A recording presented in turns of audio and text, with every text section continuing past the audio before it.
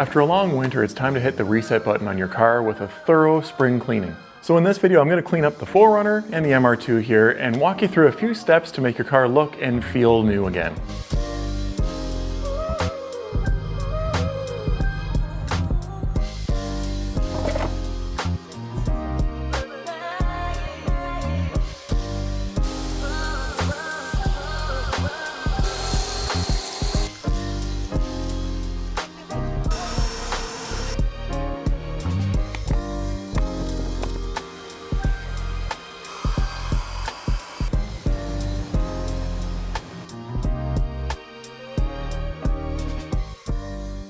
Now, as much as I enjoy watching all the big detailing channels on here myself, I want to show you today that you don't need a big commercial shop to be able to do this. You don't need fancy equipment. You can do it at home in a regular garage, or even in this case, I'm going to be spending most of my time out here on the driveway. And by the way, I sent a checklist of a bunch of this stuff to the members of my newsletter about a month ago. So if you want in on that kind of content, then make sure you sign up. I'll put a link down below for you. Now, I've got two very different vehicles that I'm going to be cleaning up here today. We've got the daily driven 4Runner here that has been driven all winter and neglected and abused. This thing is nasty. We also have my freshly detailed MR2 that has been stored all winter, and it just has a layer of dust on it. It was recently polished and thoroughly detailed, but it's been sitting for like 6 months.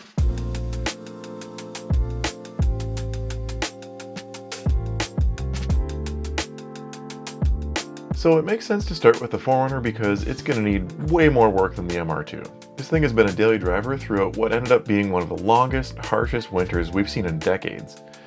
It's also been oil sprayed twice to prevent rust, once in the fall and again this spring. Needless to say, it's dirty. It's almost painful to see the 4Runner neglected like this, but hey, sometimes real life gets in the way and our other responsibilities take priority over having a shiny rig. If nothing else, it makes for a nice transformation to get it back in shape.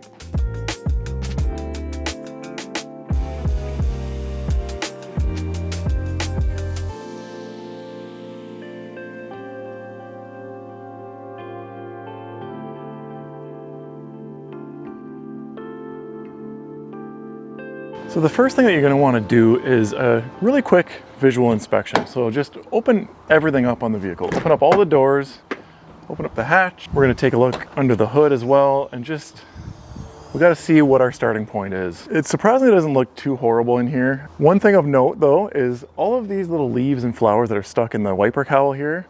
You don't want to get this wet and hit it with a pressure washer right off the bat because it's just going to turn to mud and get really difficult to clean up. So we're actually either going to use compressed air or a vacuum to suck that up and get that out of there first. Now, I think I'm going to use a vacuum because, as you can see down in here, I've had this oil sprayed and it's very greasy and oily down in the bottom. I don't want those flowers to get stuck on there. It's just going to make a nightmare. So I think I'm going to pull them up with a vacuum instead. So then as we come along, we can come in here, we can see we've got some very dirty door jambs. These haven't been cleaned properly for quite some time, and it's important to get this clean because this is often where a lot of corrosion will begin when you have things that are trapped inside there. You want to give it a good rinse. The interior isn't terrible, but it's not great. Same thing back here. Little guy's been putting his feet on the back of the passenger seat. We've got some dirt and dust on the ground, nothing major. We can also see level of dirt and filth and grime that is on the paint. Yeah, looks like somebody hasn't been following Dad's rule for not touching the paint on a vehicle. Coming around back, if you have a SUV or a crossover or a wagon or anything and you use it, chances are your trunk is looking a lot like this right now. So same idea. We got a lot of vacuuming and tidying up to do back here.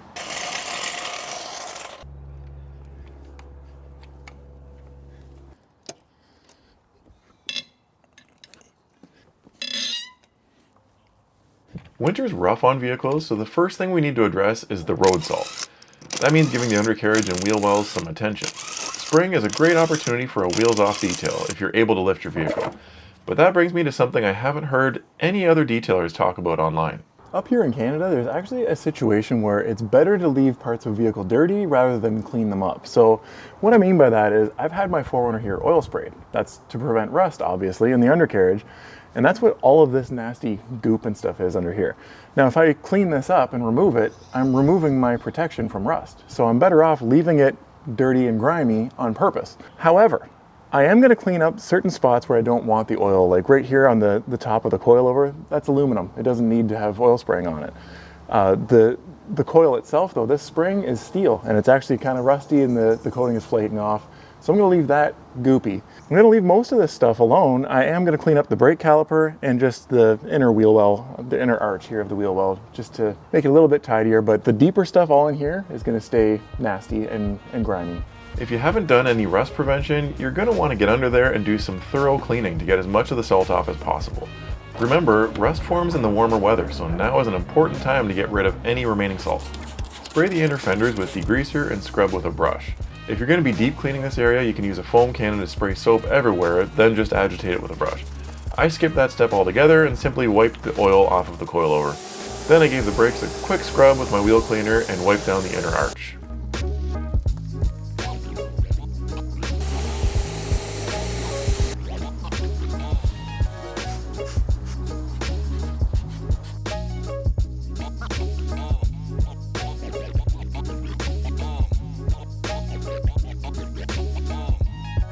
Now it's time for the wheels, and this is pretty straightforward. My methods don't normally get this dirty, and since they're ceramic coated, I usually just use regular car soap on them.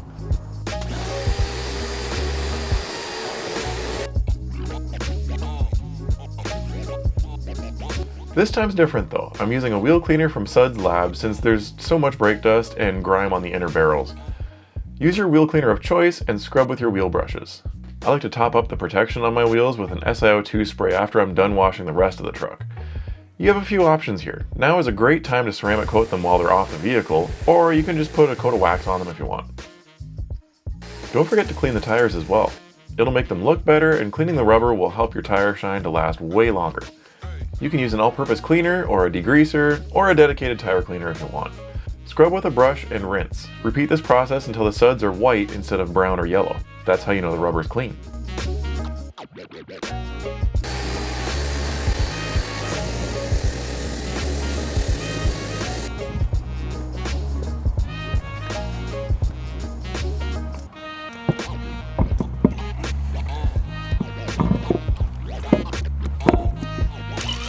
With the wheels and wheel wells all cleaned up again, mount them back on the vehicle. Make sure to torque them down to the manufacturer's specs, but don't stop there.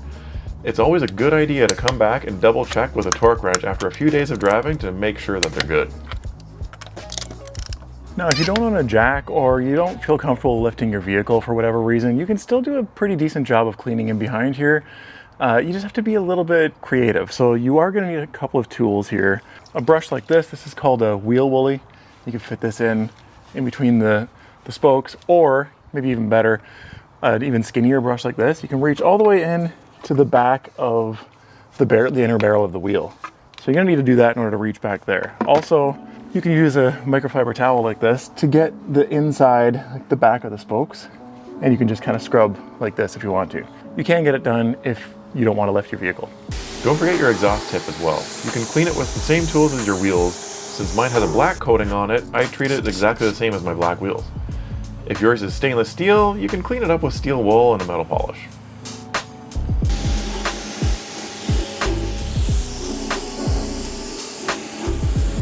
These annoying yellow flower petals that the trees in my front yard were dropping were inside my rear hatch as well. They were actually stuck to the surface, so I broke them free with a brush while simultaneously sucking them up in the vacuum. Just like with the engine bay, I don't want to get these wet or they'll turn to mush. I'm using a degreaser in here because of the excess oil spraying that I need to clean up, but in most cases, an all-purpose cleaner will do the trick just fine. I work my way down the inside of the taillights and across the bumper. Lastly, I rinse it with a pressure washer, being careful of the angle I sprayed at to avoid soaking the interior. For the door jambs here, they're pretty full of dirt and like leftover salt and stuff, and we need to get that off because this is kind of a place that gets hidden and it'll just stay built up, and this is how it's going to turn your vehicle to rust from the inside out. So we want to get this out of here in the springtime. Now, because it's kind of dirty but also sort of a delicate surface, like this is nice paint up here on the pillars and stuff, I am going to use a degreaser to break it down and clean it up, but I don't want to use it full strength. So all I'm going to do is I'm just going to pressure wash it and rinse it first, and once everything is wet, essentially that dilutes the degreaser. So I'm just going to spray it on, hit it with the brush. The reason why I don't start with the interior on jobs like this like I normally would is because there's a chance I'm going to get a little overspray inside. Using a pressure washer like this might freak some people out, but as long as you get the angle right, it'll keep the interior dry. Use an all-purpose cleaner or degreaser to clean grime around your door jambs. Be careful around hinges, and if you have to clean up a mess there, make sure to re-grease them after. Rinse thoroughly. If you're worried about spraying the interior, you can close the door and spray around the edges. The water will make its way up to the door seal and rinse it that way as well.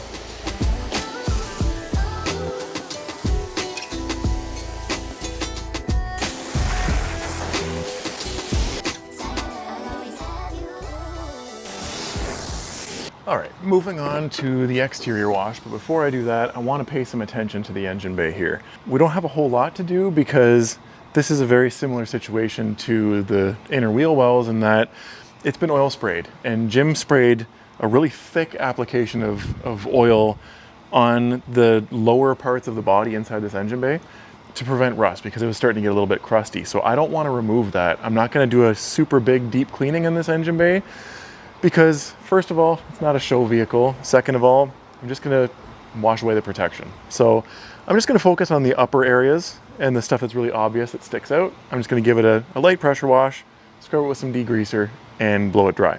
Two little tips when it comes to pressure washing your engine bay. And yes, I'm going to be using my pressure washer. It's totally okay if you follow my instructions here. First of all, don't spray it directly at anything important when it comes to electronics, especially the alternator, but any wiring harnesses or connectors or even your battery. If you're not comfortable with it getting wet, you don't want to hit it directly. The second important thing is I'm actually going to spray down the surrounding areas like the fenders, the front bumper, the headlights and stuff. I'm going to spray this and rinse it with water first before I spray any cleaners and stuff because I want to dilute anything that lands on the fenders so it doesn't stain. I want to keep it wet so it doesn't dry onto the surface because cleaners and degreasers, when they get on your paint and they dry, can really etch your clear coat. The last thing that I want to touch on here is, I think I already mentioned it earlier in the video, all of these leaves and flowers and stuff that are in the wiper cowl, if I get this wet, it's going to turn to mush and be impossible to clean up.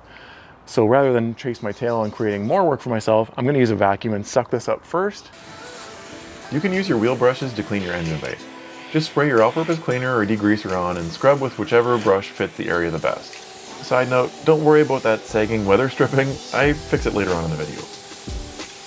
You can go as crazy as you want here. Some people will spend all afternoon getting every square inch clean, and others will do what I'm doing here and just do a quick cleanup. If you're paranoid, you can cover up the electrical components like the alternator with plastic bags.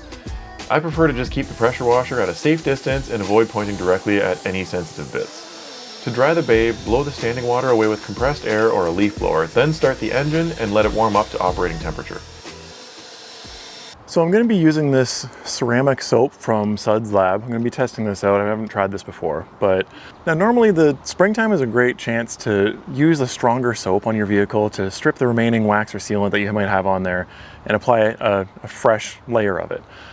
In this case, the 4Runner is ceramic coated and I don't want to damage that coating. So not only am I using just a regular gentle soap on it, I'm using something like this that actually has a bit of a ceramic booster built in it.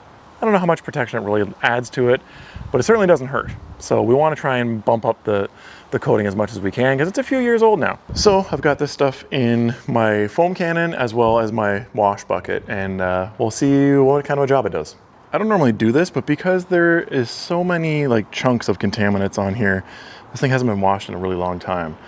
There's so much dirt on the surface that I'm a little bit concerned with just pressure washing it off with my initial rinse that it's gonna kind of drag it across the paint and it could create some swirl marks and some scratches. So I'm actually gonna be foaming this thing 2 times. I don't normally do that, but in this case I'm going to because I wanna throw sort of a layer of foam on top here and let it encapsulate the dirt and let it soften it up and break it down a little bit because it has been on the surface here baking on for quite a while. So I'm just gonna foam it and then rinse it off, and then I'll foam it again and I'll wash it with that foam on it the second time.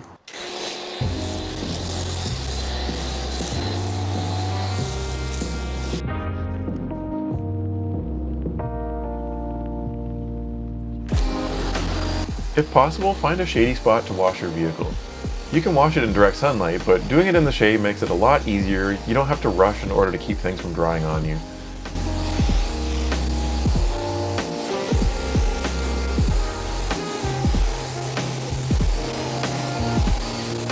Using a foam cannon for a really dirty vehicle helps to avoid swirl marks because you're essentially doubling the amount of lubrication on the surface. You've got slippery soap in your wash mitt, and you've also got slippery soap on the paint itself. Plus, let's be honest, foam cannons are fun to use.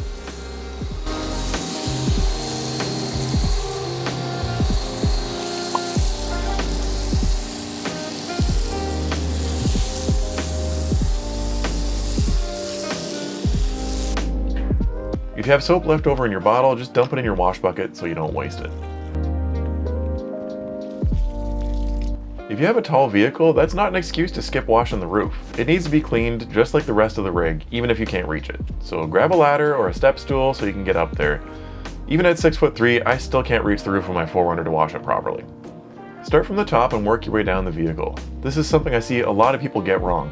They start at the top of a panel and wash all the way to the bottom, then rinse the mitt and start at the top of the next panel. You don't want to do this. Even though you're rinsing your wash mitt, you never fully clean all the contaminants out of it. So you're pulling the nasty stuff off the lower part of the vehicle and then potentially rubbing it everywhere else. That's a good way to create swirl marks. Instead, I like to spiral my way around the vehicle. That way, the upper areas get cleaned long before my mitt even touches the dirtier spots at the bottom.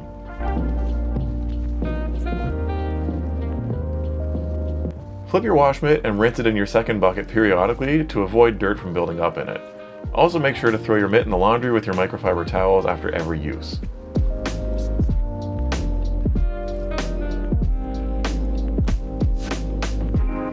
I noticed there was some overspray from the oil spraying on the grill, so I took a second to scrub it with some degreaser to get it off.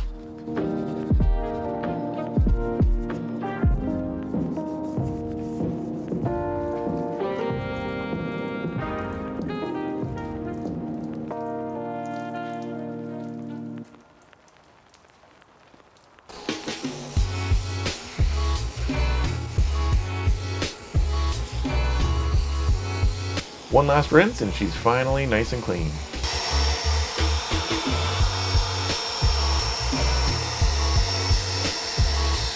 Just because you made it through the washing process without scratching your paint doesn't mean you're out of the woods. Using the wrong product or tool to dry your car can absolutely cause swirl marks and scratches. Let me show you how to do it properly.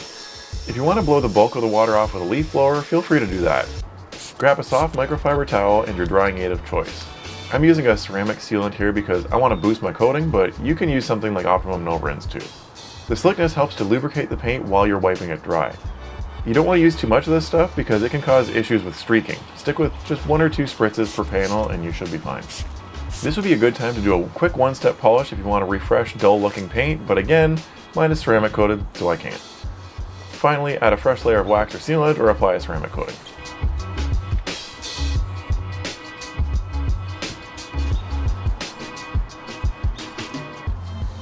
Well guys, unfortunately I'm running out of daylight out here, so I think we're gonna have to cut it. I did get it washed and dried. I still have to dry off the wheels and shine the tires, but we're making great progress. It's looking a lot cleaner now.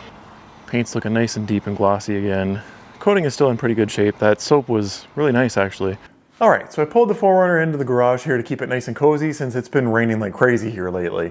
And before we get started on cleaning the interior, I want to talk to you a bit about microfiber towels. Now, when you're drying off your vehicle, you might have noticed that if you're using a regular towel like something like this, it might not have been doing a very good job of drying and absorbing the water. But I have a little trick for you. The thing is, these microfiber towels don't do a very good job of absorbing water when they're dry. So the key is you want to run it underneath some water first and wet it and then wring it out really good.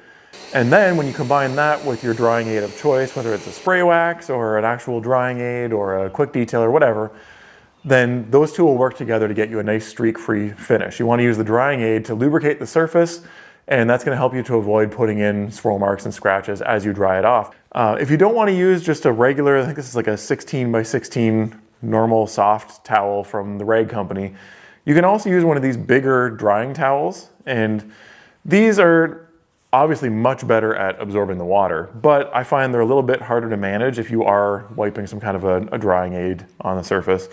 It's kind of a personal preference thing. Choose whichever one you want, but just make sure you're careful with how you dry your vehicle. Now, I'm also going to come into the door jambs and wipe them down one last time with the ceramic spray and a junk towel, and we'll get into that in a second. I'm doing this for 2 reasons. Number one, I want to get kind of a streak-free finish, and the ceramic spray helps you to be able to buff it to like a proper shine, because the upper areas of the door jambs are very visible every time you open the door, and you want the paint to look nice in there. Number two, the ceramic spray is going to leave a little bit of protection behind. It's not like an actual coating or anything like that, or even waxing it, but it is going to make the dirt a little bit less likely to stick to the surface in the future, which means it's not going to get as dirty, and when it does get dirty, it'll be a little bit easier to clean it off. Now, it's super important to use a junk towel like this, a cheaper microfiber towel, when you're doing this kind of work, and also especially whenever you're touching your wheels. Now, I'm never going to touch things like my wheels or the really dirty surfaces of the vehicle with a nice towel like this that I use on my paint, because no matter how much you clean it, it's still going to always have little metallic particles of brake dust and stuff stuck in the fibers, and if you rub this on your paint, there's a very good chance that you're going to scratch your car. So you got to use the lower end, cheaper stuff for the really dirty areas like the door jambs. This is my personal preference because I just don't trust that it's going to get perfectly clean again to be able to use on the paint. Now, the one exception is if you have sort of a fair weather vehicle that you do a really good job of maintaining, where the door jambs, you kind of deep clean them once, and then every time you wash it, you wipe them down and they never really get dirty. You might be able to get away with using one of your nicer towels for something like that. But on a daily driven vehicle like this, it gets really dirty, it gets oil sprayed, there's just no chance of getting it perfectly clean in those door jambs. So I'm not gonna sacrifice one of my good towels. I'm gonna use these nasty ones, and when they get bad, you toss them in the garbage, they're cheap. You just replace them instead of washing them.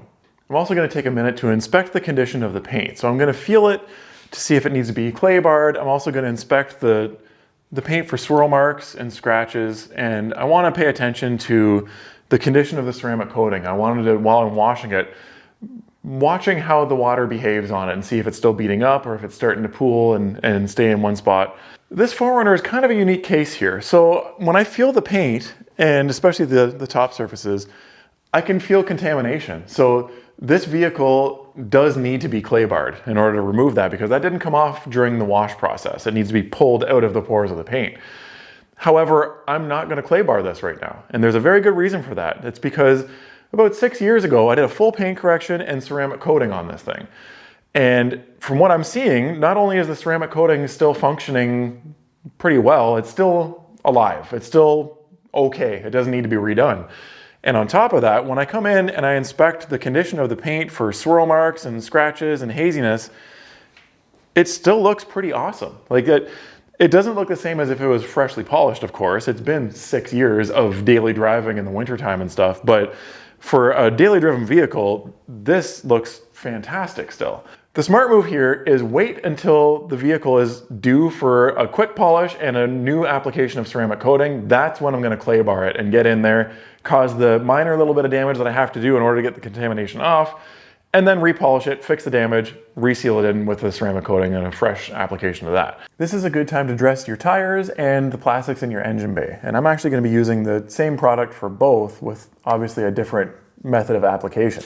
For the engine bay, it's as simple as just spray it onto all the black plastics that you want it on, let it sit for a little bit, and then if you want, you can kind of buff it to a more of a sheen instead of a shine, if you want. The heat of the engine is going to dry it up pretty quick next time you drive it, and you don't have to worry about, meticulously picking and choosing where you put it. I just spray it on the whole engine bay, and as long as it's a decent water-based product, you don't have to worry about it making anything greasy or causing any trouble.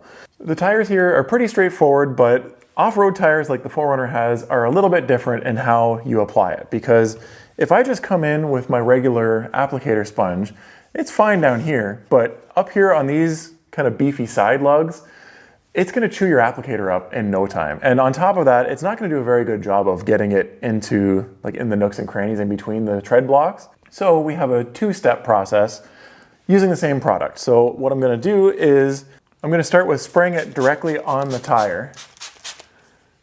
And then I'm going to take a brush like this. This one's kind of stiff bristled, but you can even spray a little bit onto the brush yourself.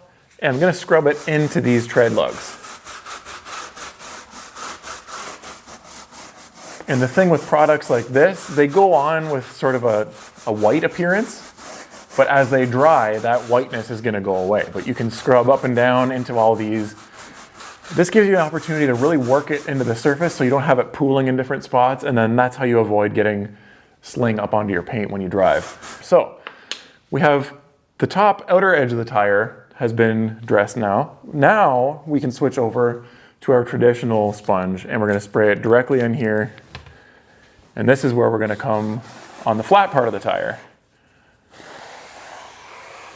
This is no different than a regular street tire now at this point. And one final step, since it's kind of inevitable that you're going to get some overspray on the wheel itself, is just one more final quick little wipe down to get any tire dressing that may have sprayed onto the wheel.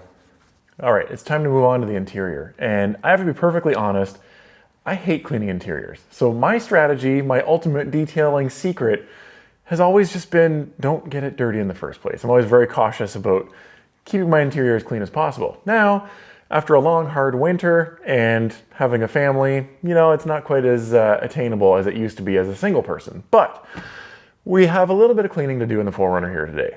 So I think it's important to have a bit of a system planned out in your head ahead of time. And ideally what you want to do is start from the top, work your way down, and then work your way out. And what I mean by that is you start all the way up at the headliner and then move your way down to the lower surfaces with the exception of the windows, because you want to save those for last. You're probably going to be getting overspray from your spray bottles of cleaners and stuff. But aside from that, you want to work your way top to bottom and then inside out. And we're going to end with working on the door panels and stuff on our way out of the vehicle. Let's backtrack a little bit to the headliner here though. In my opinion, unless there's something that you need to clean on your headliner, just leave it alone. At the very most, you know, if you got like a couple little spots here and there, you can put a cleaner and a microfiber towel, just spray some on there and just lightly blotch it. But you do not want to get your headliner wet because then you're going to run the risk of loosening off the adhesive in there. And we've all seen those Buicks from the 1980s that had the sagging headliner. Aside from that, we're going to be focusing most of our attention on the touch points, meaning the things that you touch and come in contact with while you drive the vehicle. So steering wheel, seats, armrests, things like this. Think about what you touch while you're driving and what has a chance to have the oils from your skin transfer onto it, or lotions or sunscreen and stuff like that.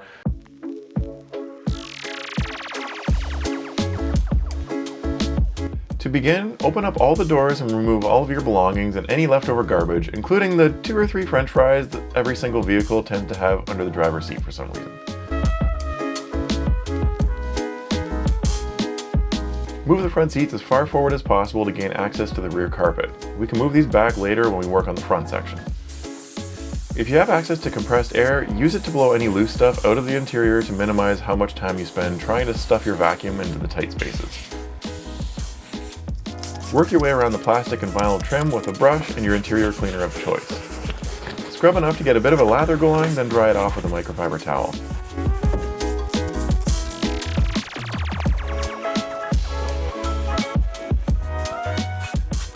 Now you probably see a lot of the YouTube detailers are going to use like a small brush like this, and they'll do cute little patterns as they go throughout the whole interior. But what you'll find is that most professional detailers are going to actually do most of a car with a big brush like this. And they'll come in and they'll scrub this way. It's much quicker, much more effective. They'll usually go back and forth between a brush like this, or they might even use a scrub pad like this. Now when you're going to use something like this is for extra dirty areas. And you're just going to come in and just really lightly scrub because this is abrasive and you can definitely wear out a surface with this. So I personally don't like using it on steering wheels and stuff like that because they're already so susceptible to wear and the finish getting rubbed off just from use alone. For areas with lots of buttons and electronics, spray your cleaner directly into a small brush to avoid getting any sensitive areas excessively wet.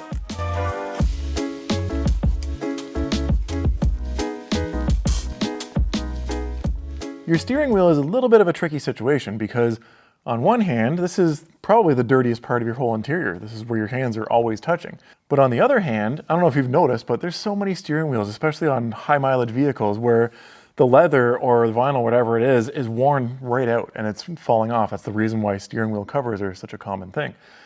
So we want to clean this because it's filthy, but we also have to exercise a lot of caution because we don't want to wear this material off any sooner than we have to. So what I like to do is I'll just take a regular old microfiber towel and I'll spray my cleaner directly into the towel because I don't want to spray down the gauges with it. It just makes a bigger mess to clean up afterwards. So I'll spray it into my towel And then I just come through and I'll just kind of wrap myself around the whole steering wheel. So it's a much gentler way of cleaning. Remember guys, the rule for interiors is if it's shiny, it's probably dirty. That's oils and greases and stuff that makes it shiny. Almost all of these finishes inside of most interiors of most vehicles are meant to be sort of a satin finish. And that's what they look like when they're clean. So if your steering wheel is shiny, it's probably dirty.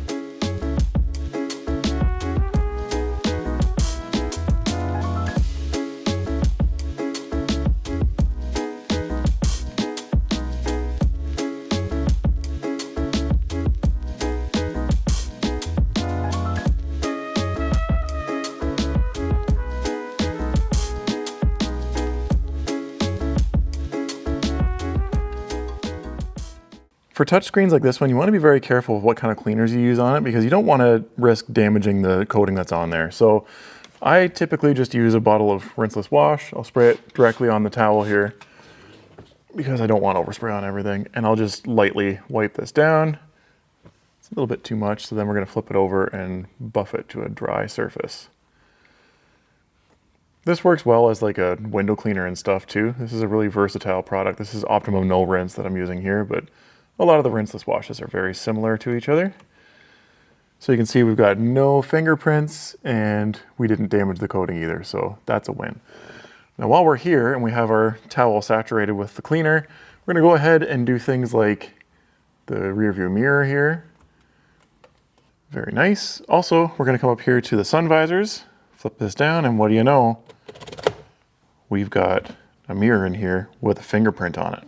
Oh, hey, how's it going? We can just come in here like this, give it a quick little buff. And there we go.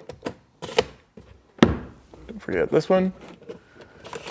And what do you know, more fingerprints. And while we still have this saturated towel with us, it's a good idea to get the dust off of the gauge cluster here because you have to be really gentle with this. This is extremely easy to scratch, this plastic in here. You see a lot of older vehicles with really bad swirl marks on the clear plastic of the face of these gauges.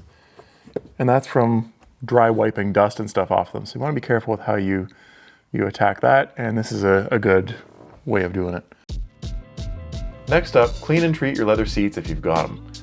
Normally, I prefer to use a product that's meant to protect the polyurethane coating on the leather instead of a conditioner, but as much as it pains me to confront this, my 4Runner is now 18 years old. As the coating on the seats ages, it gets harder and thinner. This allows for the product to penetrate the coating and do its thing. On newer cars, I still wouldn't use a conditioner, but on older seats, I find that letting a conditioner soak for a few minutes will soften them.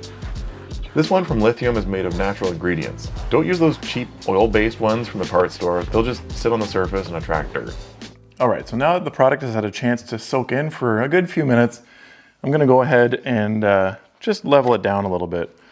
So all I'm going to do is just take a separate microfiber towel here and just very lightly come over it just in case there's any kind of pooling spots where it was put on a little bit thicker. And this is just going to just buff it off to kind of a nice natural looking sheen. And this will hopefully help the seats to stay nice and soft and protect them as well. Don't forget to clean your pedals with your interior cleaner and a brush.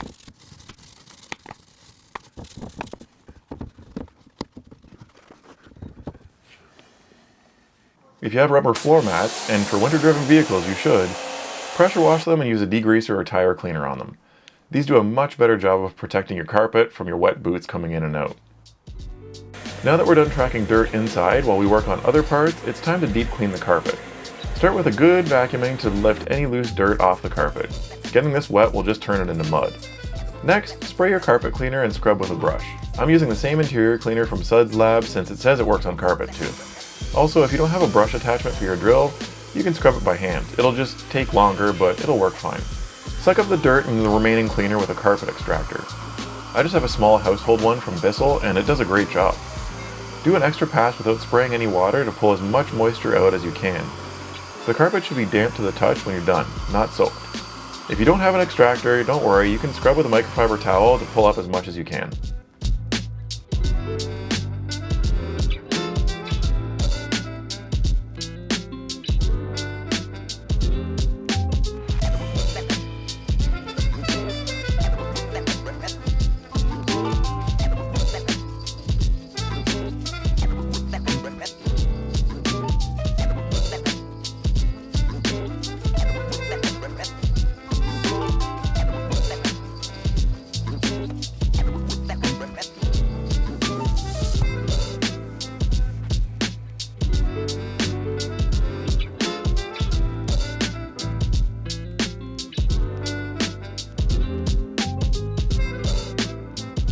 Check out the color of the water in the carpet extractor here. This is all of the dirt and grime that I pulled out of the carpets of the 4Runner.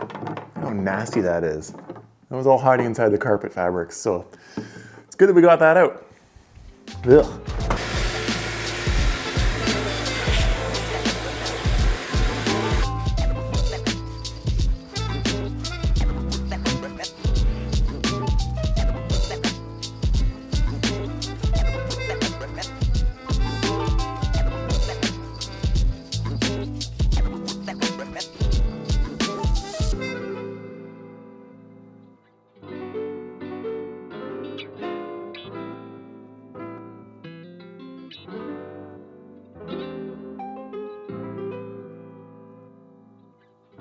If you want to take it to the next level, apply a trim restoration product to your faded black plastics. I've been meaning to do this to my Trail Runner Customs grill ever since I painted the frame to match the body. Here I'm using G-Technic C4 and it did an awesome job at building some contrast.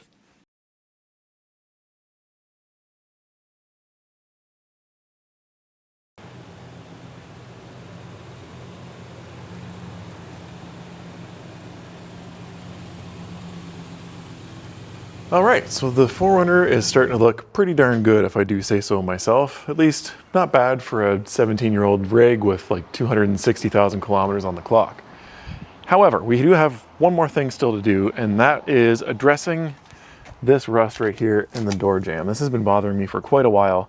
My buddy Jim at Houghton Rust Control gave me this stuff from Loctite to try out, and it's a rust treatment paint. He says this is like the ideal scenario of what you use something like this for. So I'm gonna be trying this out. I'm gonna mask it off and do a few coats of this, and hopefully it'll seal it up. It's not gonna make it look like brand new as if it had been to a body shop or something, but hopefully it'll stop it, and it'll also make it so that we don't have a bright orange patch of rust every time we open the door.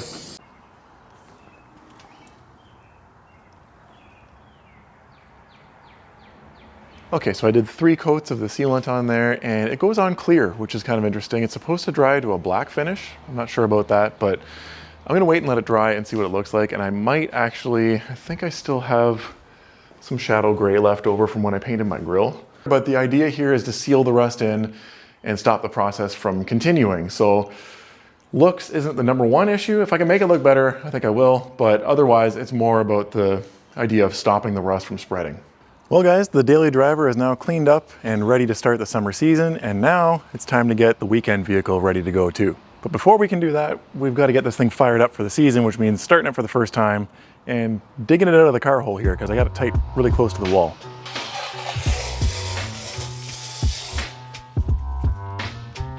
I'm gonna open up the engine bay and take a quick look inside to see if there's any signs of rodents inside there, any nests or anything like that. Looks like we're okay. Next up, I can just disconnect my battery tender here. Quick unplug. Keeps my battery ready to go all winter long. And we're ready to pull this thing out, see how she's looking.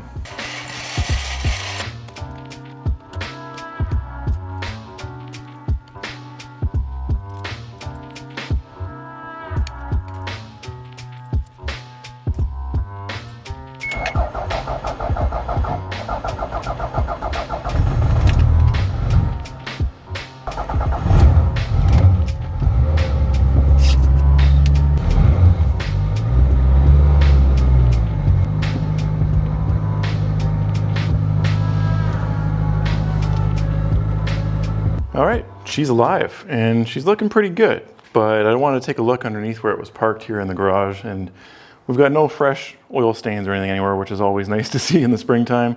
All the marks that are on here are from a long time ago. The one thing that I did notice here that we are going to have to deal with though is we've got a bit of a low front tire here.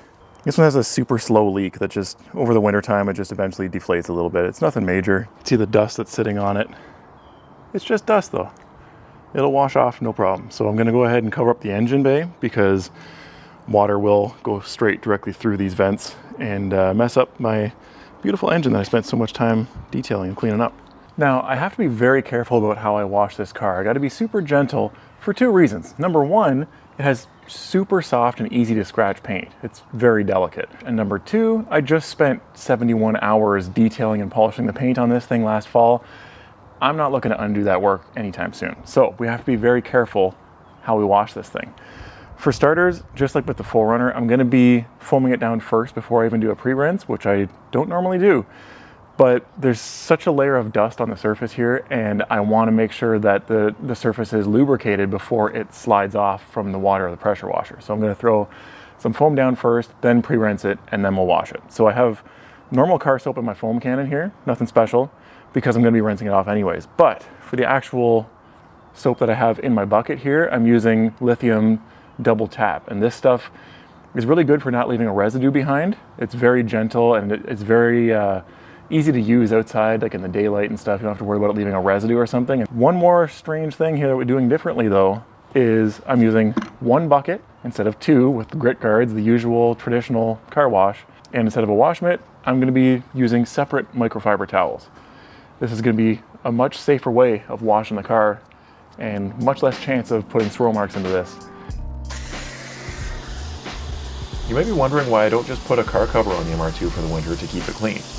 Well, aside from the fact that I like to have it in the background of the videos I film in the garage, and I like to be able to look at it while I'm working out there, I have a good reason for this. Car covers scratch paint. If you have a proper indoor location to store your car, the only thing you'll be dealing with is dust accumulating. I'd rather simply have to wash that off in the spring than put swirl marks in my freshly polished paint. Here's the thing, there's no way to install a car cover without sliding it across the dry surface. It doesn't matter how soft the inner lining of your cover is, if there's a bit of dirt on the surface, that's all it takes to create scratches. I can scratch the paint on this car with a soft, high-quality microfiber towel if I wipe it dry. Remember that the term microfiber does not translate to will never scratch paint. The only way to avoid having any dirt under the cover while you put it on is to freshly wash the car immediately before you do it. But that opens up a whole new type of problem with moisture getting trapped inside the cover for a long period of time. It's just no good.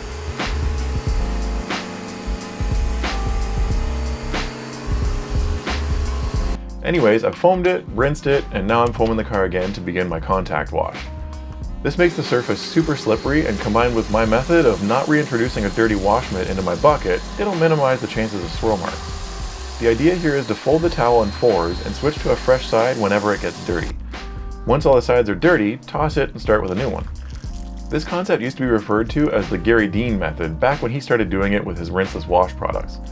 Then Larry from Ammo NYC made it popular by mentioning it on his massive YouTube channel. From what I remember, the two had a minor falling out over Larry not crediting Gary for it. Unfortunately, Gary had a small online presence, so he got kind of overshadowed. Now, it's a more commonly known method, but very few people know who originally shared it online. So, just a little detailing history lesson for you in case you happen to give a crap.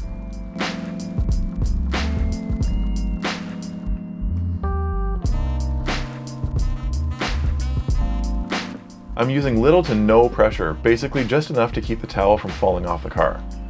This all might seem like overkill, but you'll see in the final results that the car maintained a perfect swirl-free finish after the wash. And I don't feel like having to repolish this car right away after spending so much time fixing it last fall. I'd much rather bring other cool cars on the channel this year and polish those instead.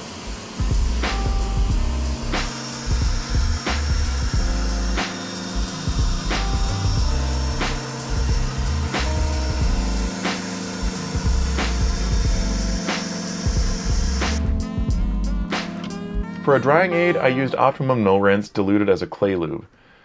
I've tried lots of products from spray waxes to SiO2 detail sprays, and they all end up causing issues with streaking on this single stage paint. They work great on regular clear coats, but this car is just a bit of a diva. ONR is the only thing I've found that gives a perfect finish, and it doesn't hurt that it's super slippery when it's diluted this way either.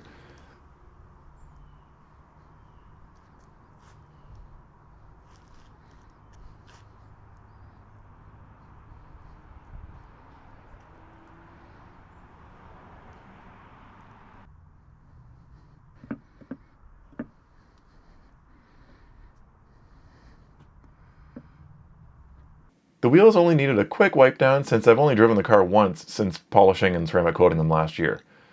A fresh layer of tire shine and the exterior is good to go. With a product like O&R, you can reuse your towel that's still damp from drying off the car to wipe off the dust in your interior.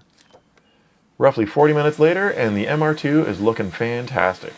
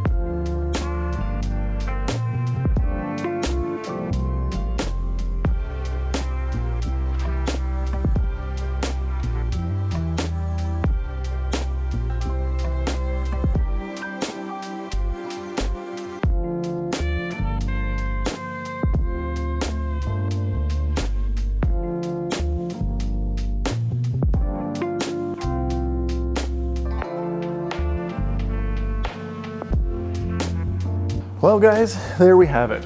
Both of these old girls are now ready for the summer season. And that leaves me with one final piece of advice for you. Everyone on social media makes this look super quick and easy, but I can assure you that this is very time-consuming and physical work.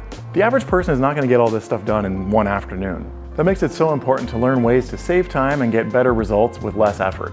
The good news is that I'm planning on sharing a lot of that on this channel coming up, so if you're interested in learning more, make sure you stick around. After 20 years of messing around with this kind of stuff, I've got so many tips and tricks to share with you, and I would love to make more videos like this for you. I also share weekly car care tips in my free newsletter, so go ahead and sign up in the link down below. And if you want to watch a 71-hour preservation detail on this MR2, watch this video next.